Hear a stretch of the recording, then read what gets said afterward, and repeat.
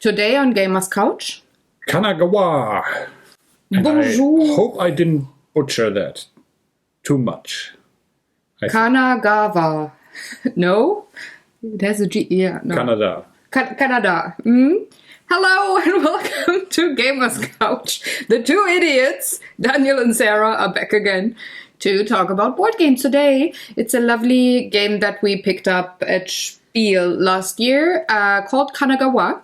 And if you're wondering why Sarah has some funny marks in her face, that's because we got up early just for you. Oh, still?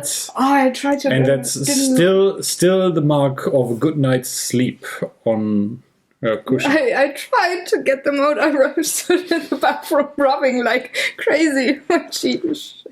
Sorry, folks. I always look like this, so it doesn't.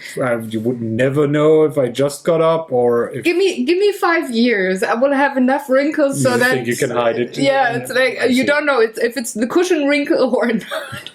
5 years, folks. Check back in 5 years. But for now, we are talking board games. Just like every week, Daniel is going to tell you the general rules and gameplay while we play a few turns. And then we talk about what we liked or not liked about this game and finishing off with funny stories and experience and a new teaser for the next draw for initiative. I remembered to look what's going to come up, so I'm good. I'm prepared. I just have to remember. Very good. But I didn't, so I'm not prepared. But I think the point was that I have to guess, right? Right. So you're totally prepared. Be prepared. So, yeah. Well, you would be closer to Scar because of the... the cushion scar. What happens when you sleep with your headphones on? It's like oopsie daisy. So yeah, my dear, are you ready to tell the folks how Kanagawa is played? Sure. Well then, go ahead. Rules and gameplay. Oh, now. Okay. No, tomorrow. Shit. Oh. We all have to learn to become great masters. In Kanagawa, all of us are mere students in an art school trying to improve upon drawing animals, landscapes, people, and houses. Making more victory points than the other person. That's kind of... Okay, let's not kid ourselves. This is a board game, so you have to do some victory point shenanigans at some point. So, while this game has artistic merit, it is actually more about, well, drafting the correct stuff and trying to improve your score. Both of us will now be students, and in fact, this game is probably easy enough as that I can explain it to you while we are playing round or two or something like that. Can I ask one question, Mr. Teacher, before we start? Is drawing only phonetically close to drafting, or was there a purpose for having the drafting mechanism in this game? Sorry. Because of that unqualified question, I'm getting the Grandmaster figurine, which will identify me as the first player. Also, I'm quicker than Sarah because I use airbrushes and not the regular brushes. I don't have time for that. I'm old school. For that long time. I'm traditional. And this will take very long. Anywho. Also, you're painting minis. I am painting on a flat surface. Some of them are biggies. Yeah, or fatties. Sometimes. May I? Yes. There's students waiting. Not to hear you rambling. This is important. I'm sorry. This is art. So. Yes. No, I'm definitely not awake yet. This is my second coffee, folks. I always understand different things that he says, and it's always funny. So instead of drafting, I heard it with the WF, and now in front of the art was another F, so I'm sorry for giggling. It's definitely way too I don't even know what the WF is supposed to be. I was asking you if the drafting... Yes. Draw and drafting, the gaming mechanism. You know, if that was... Yes, but that's not a word. It's funny, that's, yeah, right. And that's funny in my head. Just don't pay attention to her. So, both of us are now students. Ignore her for this point of thing. So I'm the master. So, we will start out with a little tile here that gives us some things to do. First of all, we already have a piece of landscape, in this case with a sun. So it's actually supposed to be a summer painting. This also tells us we start with two brushes that we can use to paint stuff. Also, we are proficient in using the color blue, which... in this game, you are not necessarily proficient with all the colors right from the start. We will find out how that works. As I said, this game at its heart is a drafting game. And if we switch to the overhead camera now in editing, you can see that I don't like that you order me. Is our drafting board where we will have different paintings up.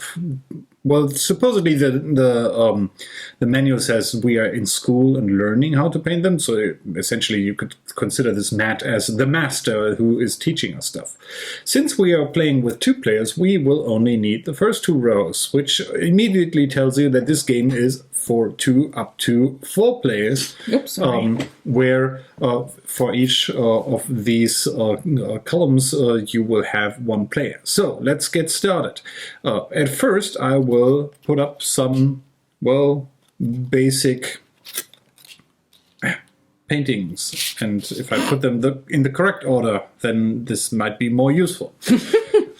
Since I'm the start player, I get to decide if I want to leave school because I'm that awesome already at painting with one of those lesson things, or if I want to stay in school. So what's my thought process? Well, both paintings, as you see here, are autumn paintings, so they have this little autumn symbol up there. In addition, both paintings would, if I wanted to paint them, I would need the color brown or the color yellow, which, if you remember, I don't have either of those. So actually, I cannot paint any of these paintings right now. However, the cool thing about Kanagawa is that you can use all of these cards in 2 ways. One would be to paint the painting, and that will add up later on for scoring, and the more diverse or the more of the same, depending on what you're going for, the more victory points are you getting. So, for example, this deer here might be not that often available, so it actually would be a good thing if I could paint that, but I don't have the colors yet. However, I could pick any of those and flip them around and use the other side. So if I would use this side, I actually would now have the brown paint for any future painting. So this could be a really strong contender. On the other hand, if I would pick this, this would give me the small apprentice figurine and would give me, if I would keep that until the end of the round, the master for the next round. So essentially this is the you get to be first player next turn if you were the last to pick that. However, as with everything in life and paintings, there's a choice to be made. And the bigger choice here would be to say, I don't like either of those and will pass. Now it is the other aspirantess's turn, in this case Sarah, to decide if she wants to pick any of those 2. She as well, and by the way, just to give you a hint at her starting conditions, it's all the same except for she goes for autumn. So that's actually pretty good because you want to have lots of paintings next to each other with the same season. And she has brown, so she could actually go for that first card. But wisely, as she sometimes can be, she does not go for any.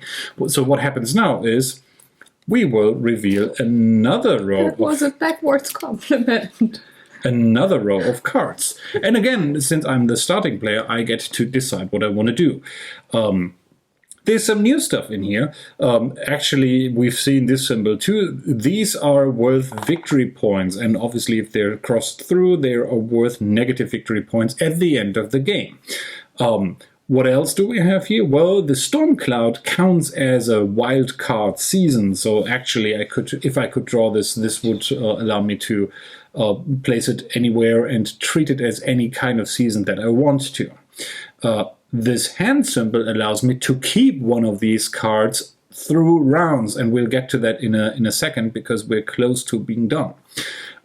And here, this is also a painting thing, but this icon can be used for any of the 4 colors, which by now you know is brown, green, yellow, or blue.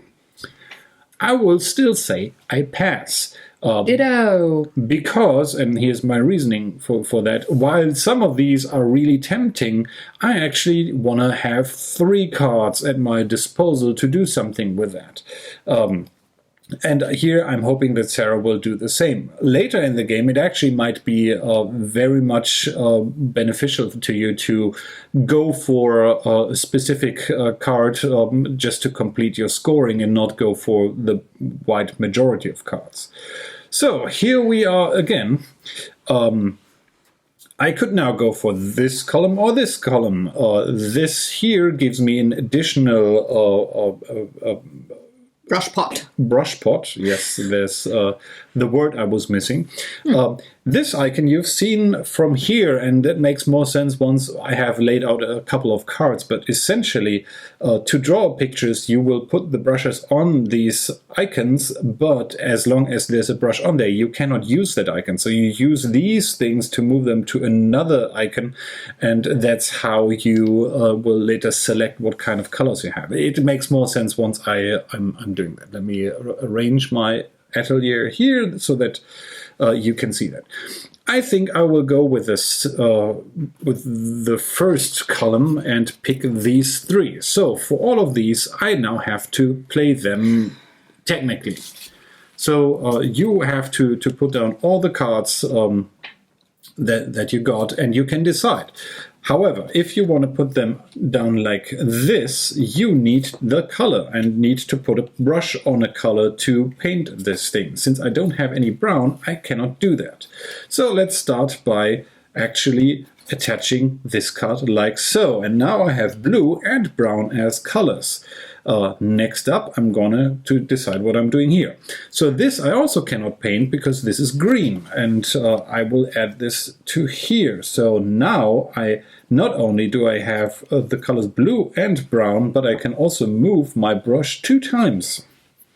And last but not least, I could either also put this down like this, and this gains me 2 victory points at the end of the game, and as I said, I technically have to put down all the cards in one way or another. There's no way to discard cards, you have to utilize all of them. However, if you have this hand symbol here, you may keep one of those cards on hand up to the next round and then decide what to do with it. So in this case, if I already had that, that might have been cool, but I'm good with this. So I'm actually going to paint this, which means I need to use brown.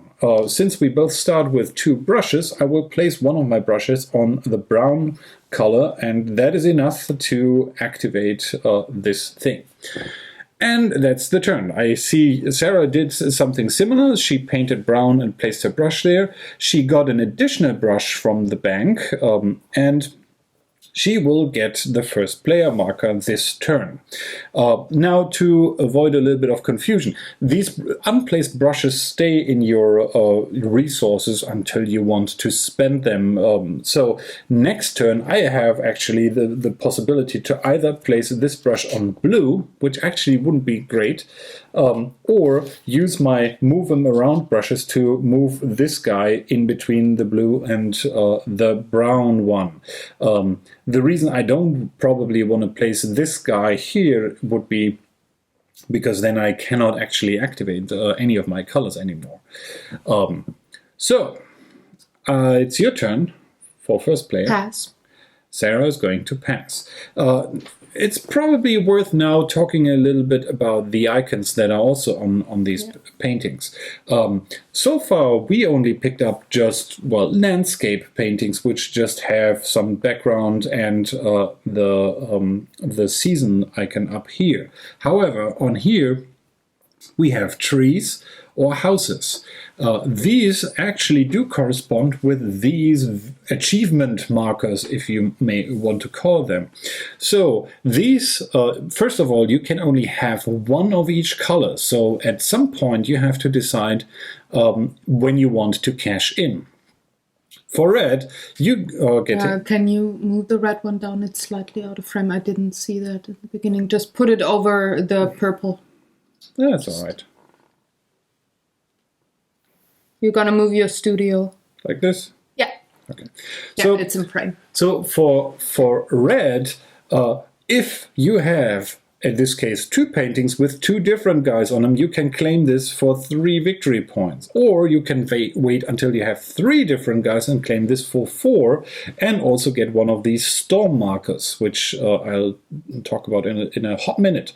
Or you can go all in and try to get 3 of the same folks for this 9-point chit. And as I said, once you claim one, you cannot claim another one from that color.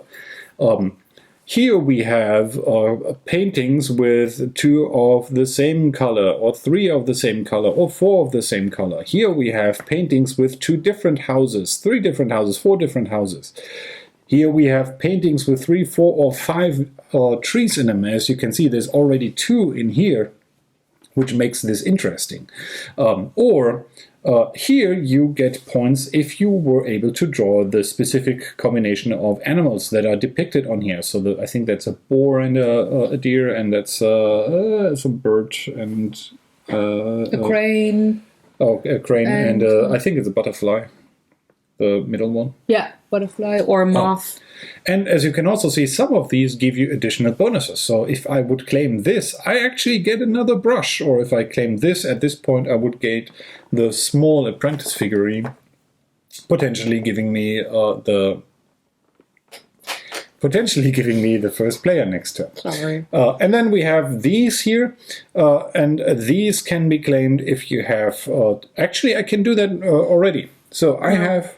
I have the glare from the lamp, so can you tell me what's on the rose color one? You could pick this one. That was the extra brush, right? Yes. So at the end of my turn, and since I slept over that and did not think about it, and also because I actually would try to go for the 3 maybe, because that's worth a couple more points,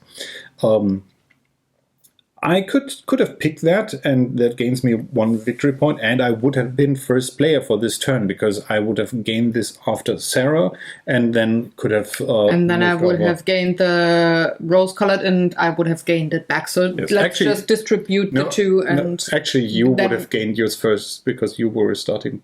No, I'm starting player now. Anyway, just distribute them fairly. I'm not going for this one yet. Do you want to have the 3? Okay. So now Sarah cannot go for the 3-point thing anymore. But I don't have to.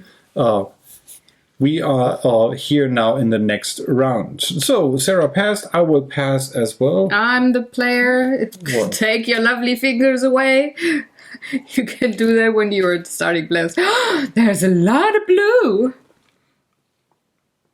And some of these images or pictures, you can see paintings, this requires 2 blues, so they get a little bit more complicated. Pass. I will go for it, I think. I will grab these 2 here and effectively place this one down here, which gives me another blue. And to paint this guy up here, I have to spend 2 blues. So the way I'm doing that, I'm using one of my move around symbols, and then I'm using the other move around symbols to actually be able to use two blue to color that.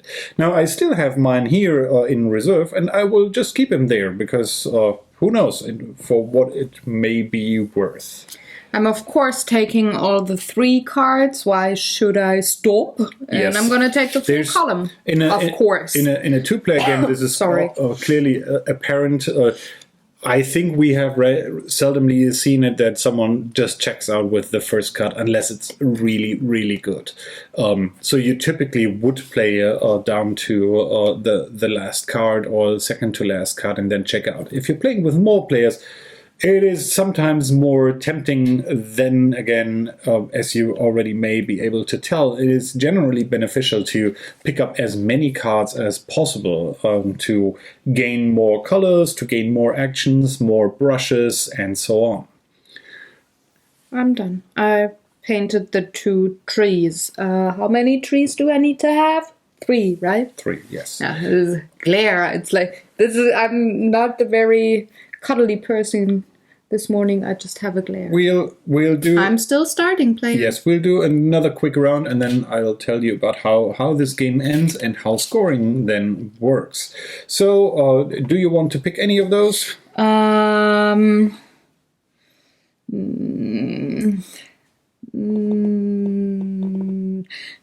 No. Pass. Daddy. I am passing as well.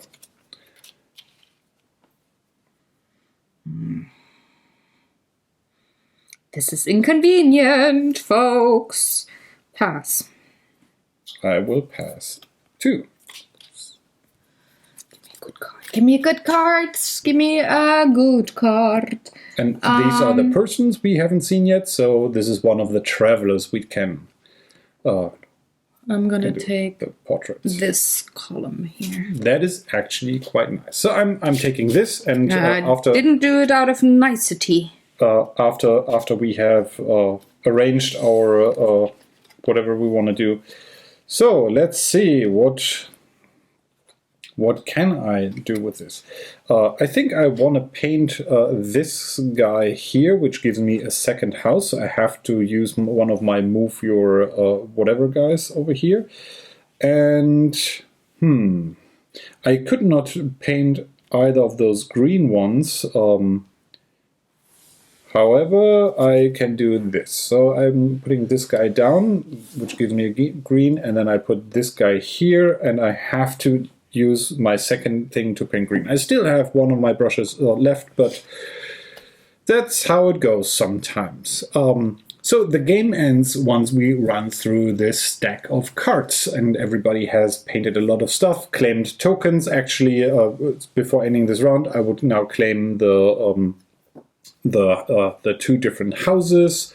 Here, I will also claim the 3 of the same. I have 2 of the same color. Do we have something like that? That's here. And but there was none for seasons, right? No. Okay. No. Okay. Otherwise, I don't have anything. And before we now end this thing, I will go for this part. So. You see these achievement tokens kind of will be used up. Obviously, we only take 3 turns, so this is unlikely that we go up to 5 trees, for example. At the end of the game, scoring will happen, and scoring is pretty straightforward. First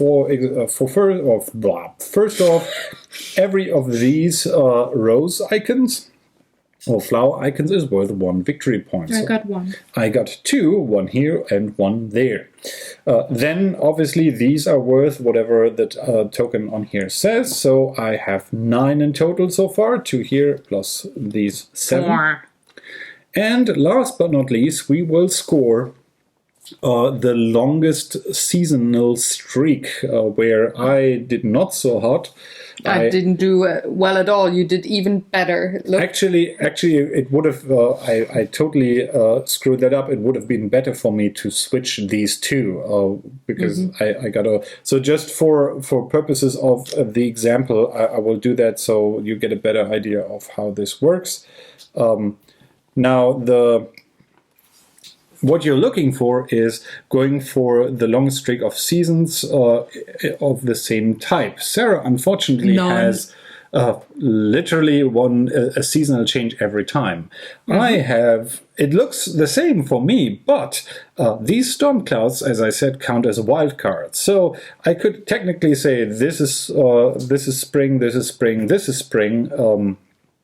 So I have 3 seasons, and that gives me 3 additional victory points, bumping me up to 12. I'm a third. But obviously this is not representative because... Nope. I was playing nice. But that's how it works. You draft your types of pictures. You try to make intelligent choices of, do you want to go for the longest seasonal streak? Although, here's a hint. I always found that those were kind of the cherry on top. The meat of the game scoring-wise happens here. And sometimes you have more difficult choices to make, like how do I need a new brush? Do I need more of these move brush around tokens? Which is might be a little bit more difficult. Yep. So shall we hop into the likes and dislikes? Sure. All right. You did talk so much, so I'm going to talk now. This is a very... special game, meaning it scratches one particular itch with me. It's not a game that I would or could play every day and beg you to play, because this is one of the games that is very calm and almost... And it left an impression on you. I'm going to leave an impression on you in a minute if you're not a nice person. It could be a kiss. Go on. I didn't say I would hurt you. Jeez. Again. Go on.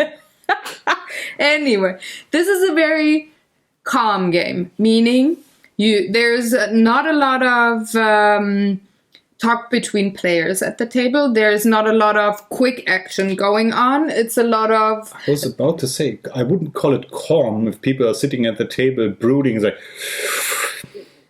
Yeah, that's the one I wanted to take. It's most of the times it's not that I have my eye on a particular column of cards and then I wouldn't go for it first card or second card. If I really want it, I take it before 3. So I'm not really... Yeah, it's a push your luck. It's drafting. I mean... Yeah, but to me it's more the... Oh yeah, this is a nice column. And I don't care if you take it.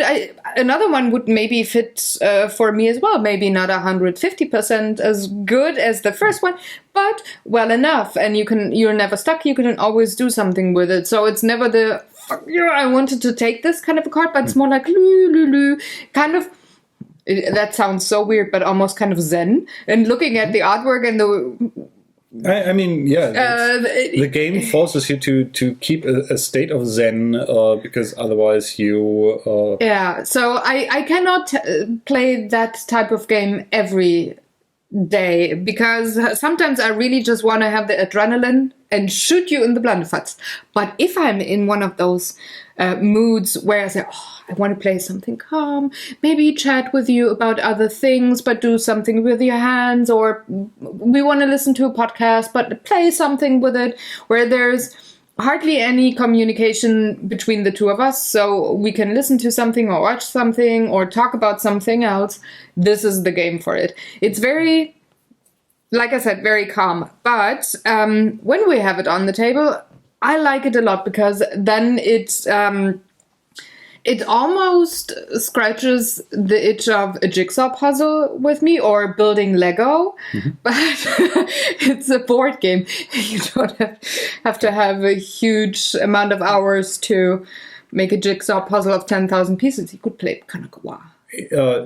I mean, for obvious reasons in a thematic similarity, I get the same feeling from this game that I get from Tokaido. Not only because you are painting in Tokaido, you have the same thing where you take photos, right? Where you well, I think you technically picture or paint pictures of whatever you're doing, but you also lay them out like this, and you make the decision: do you want to go for before the other guy goes, or how far do you want to go? How important is this or that? It's a different feel gameplay wise, but still, if I would almost go so far, if you like Tokaido, I think you probably would like Kanagawa, although this is from Bruno Cazalla and they work Antoine. Well together. Yes. And yeah, I think it's a solid drafting game. Yes, and it's not so much the aspect of drafting that you say you do the best with what you've got, but it's more like the push your luck factor of drafting. Is like, when is it time to stop and when is it time to claim a certain column of whatever cards. One thing that I'm maybe not as hot for, or that you just have to know when you play this game, this looks tiny. This game, it's not a big box and it doesn't look big on the screen, but believe me, you need a big table to play this, because these rows get on and on and on and on, and the longer they get, it's the more difficult it is to keep the rows really fiddly, straight and nice. It's looking cool, but it's sometimes annoying once you get to the point of, oh no, it's oh crap, now I have to damn it. And so plan a lot of space for every player before you set up. And because it's not so much while you're playing that you're maybe annoyed with having the cards being wonky, but once you have to move your whole studio because the table is finished and you still had to get some cards at the end of the row. So that's one thing that I'm not too fond of. But I mean, if you are in the Zen mode and you're like just putting the cards there, of course, you would not be angry or aggressive about that. But just beware. Huge table or, I don't know, living room floor. Good thing. That being said, in terms of component quality, it's first of all, these custom wooden brush pots are they're so cute. Pretty cool. Yeah. This is a real bamboo mat, which is just nice to look at, and it's just a different kind of material that you might be used to from other games. And obviously the cards look really, really nice. And I think they have watercolor look. They have a functional size, so it's not I mean, they're in front of you anyway. The downside of maybe being a little bit too small, as I said, with it being fiddly while you're arranging this. But you're not holding in your hand. Right, really. But with bigger cards, I don't think that with this long of a row that you're producing, it wouldn't be better with bigger cards. I don't think. They're just really cute. And I have to say, just from a gameplay perspective, I really like the you can use this card in two different ways, and you're never stuck. It's either charging up your ability to paint, or it is a painting, and that is I really like that about this game. I really like the art style as well. It's watercolors or liquid inks that the style does simulate. So I really like it, and it adds to the association thing going on with Japan, with Zen, with calm, with content, with art, with all of that. So it's just a very nice package there. It's another cool game in the great line of French-Japanese games. Yeah, they're really good at it. Yes. I mean, come on. It's a niche. They scratch my itch. Now, my non-existing friend, would that be c'est bon? It's good? C'est bon. Yeah. So. Oh, yeah. 1, 2, 3. C'est bon. Oh la la, chérie, chérie. I'm not a cherry. Chérie is not cherry necessarily. It's my love or my beloved. Or having something on the Kirsche, which is the German word of the day, incidentally. Kirsche means cherry. And having something on the Kirsche, which is a terrible English German, means either you're drunk or you're a crazy person. Which because this is the Kirsche.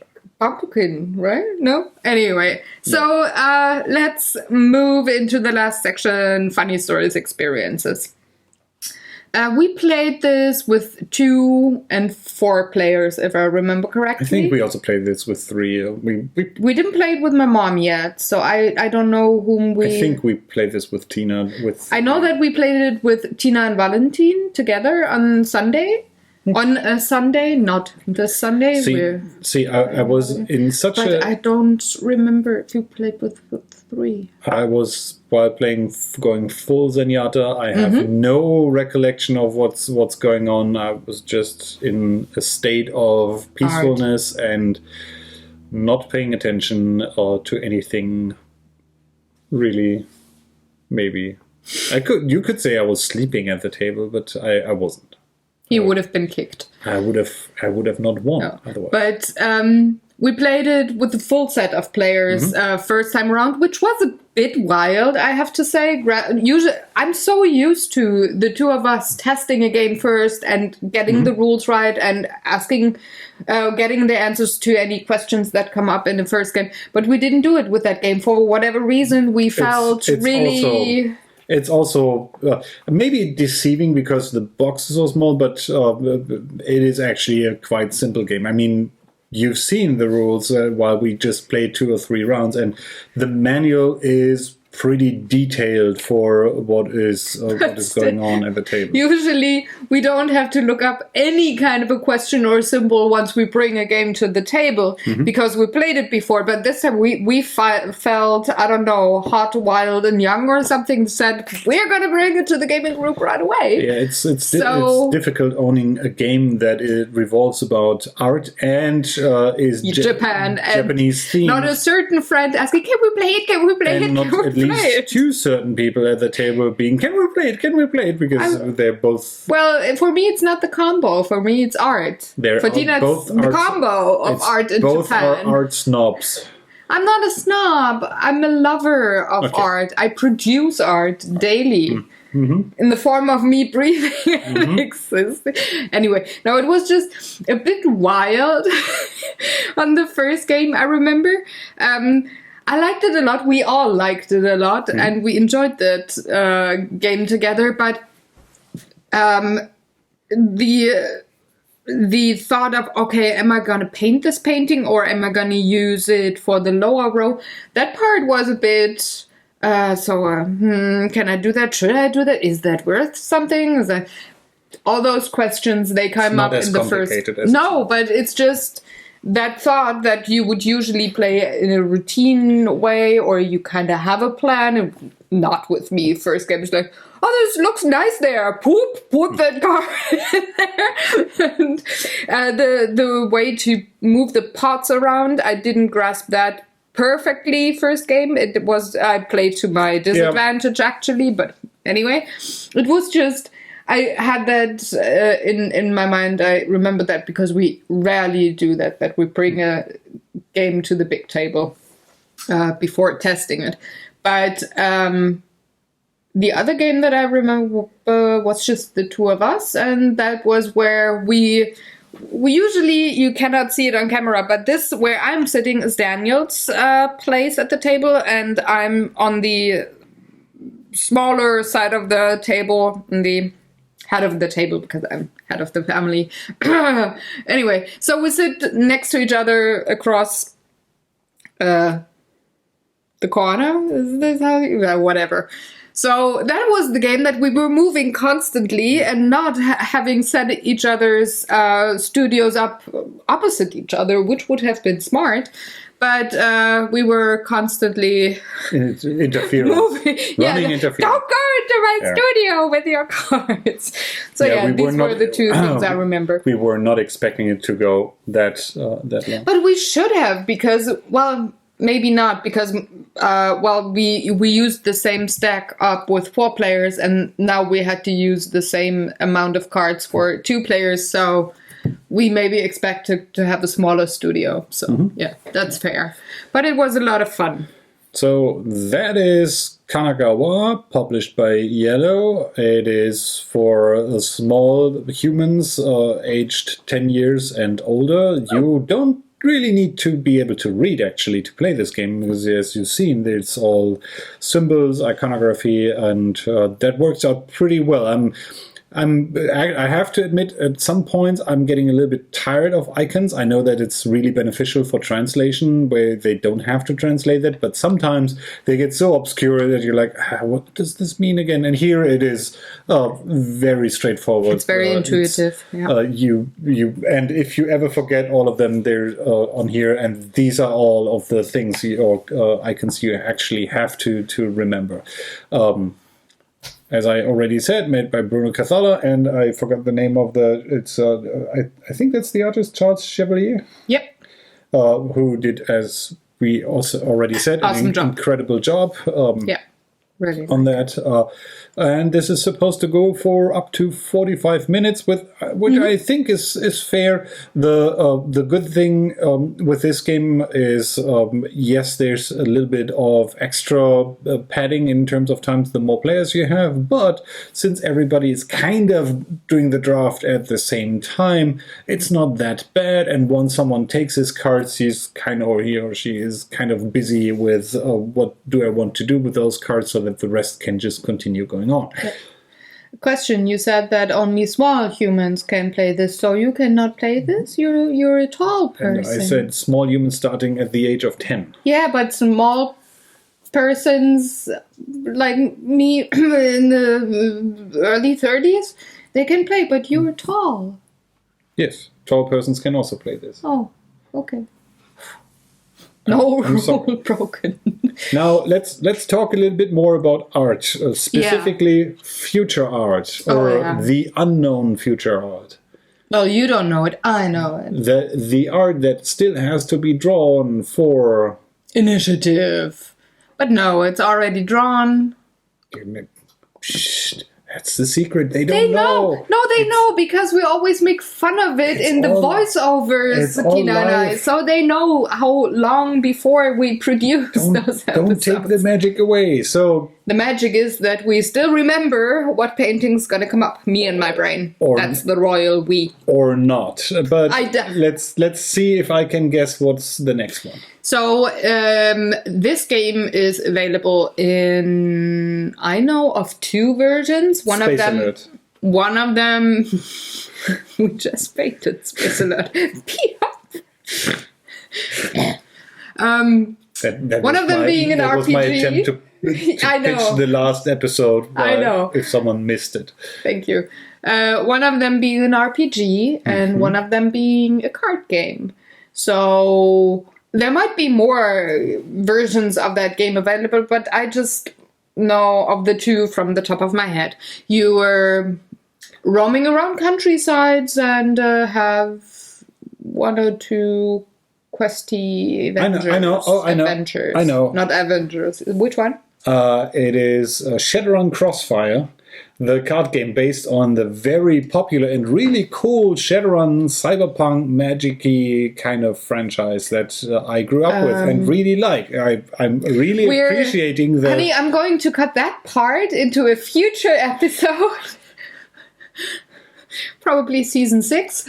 But, no. Not yet. Then the Bloodborne card game, which I'm going out on a limb and saying that Bloodborne is an RPG. We don't have this game. It has to be in our collection. But we played it, so... Yeah, but we don't have it. And since I'm always holding up the box and talking about the box and referring back to the gamer's couch of that game, we have to have that game in our collection. To be painted. So there's a lot of dice that you have to roll. No, I know what you're talking about. So you're saying this is a slightly fantasy theme thing where you have to get better equipment and then go into the dungeon and beat the bad guys until you beat the big bad guy. No. Yes. No, it's not a dungeon. Well, it's depending on how you play. And we're at the same. Yes. So no, I was thinking we would maybe go to. No, I'm fine. Don't tell me anything. I know what it is, and although I'm not that hot on it, it's still a great game in its own regards. Thunderstone Numenera is really cool when it comes to... No! No! What? No! I totally forgot about that game. No! I thought you were referring to another game with a big one. No, not dungeon. We said location. Yes. It could be outside in the daylight. Don't have to be in a dungeon. Then I don't know what you're talking about, because all your hints led me astray from the path I was on. So, to find what game it is next time, you have to give either better hints, or you have to check out next Wednesday when Use the Draw Google for Maps. Initiative video is coming out. I think I did a pretty good job. Yeah. Let me know if I did a dope job. You can also try to let me know if I don't, but I probably won't. I might read them. Yes, I read them. I take non-dope comments very seriously. Oh. I call them old thumbs up. No? No, it's perfect. I'm having a party. Well, Great. hope you have a party too, and enjoy the rest of your Sunday. If you like our ramblings, and you can alt thumb up or alt subscribe, I guess. I don't know. Just like and subscribe the video. We would Share be happy. Leave us a comment if you want to inquire about something like our state of minds, which I don't would necessarily tell you that there's a good answer waiting for you, but We can try. otherwise, enjoy your gaming, and Ooh. see you next Sunday, hopefully. Yes, we're gonna be back with a new game. Have fun, folks, and happy Sunday. Goodbye. Bye.